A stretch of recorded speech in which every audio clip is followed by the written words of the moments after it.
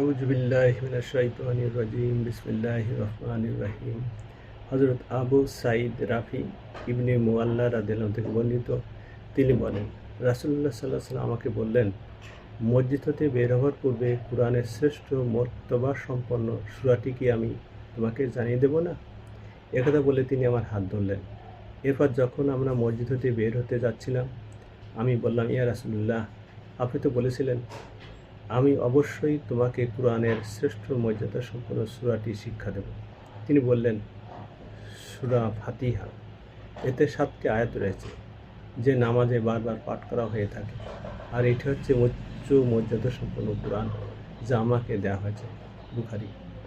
সম্মানিত ভিউয়ার্স, আসসালামু আলাইকুম ওয়া রাহমাতুল্লাহি ওয়া বারাকাতুহু।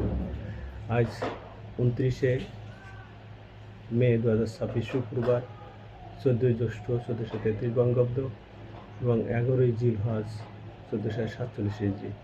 আমি আপনাদের সামনে রিয়াদুস সালিহিনের ৩য় খণ্ড থেকে ১০১০ নম্বর হাদিসটি পাঠ করে শুনেছি।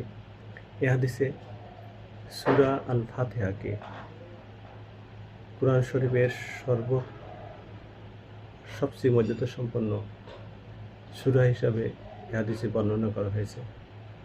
আল্লাহ পাক আমাদেরকে সূরাটি স্মরণ রাখার, বিশুদ্ধভাবে তিলাওয়াত করার তৌফিক দান করুন। আমিন।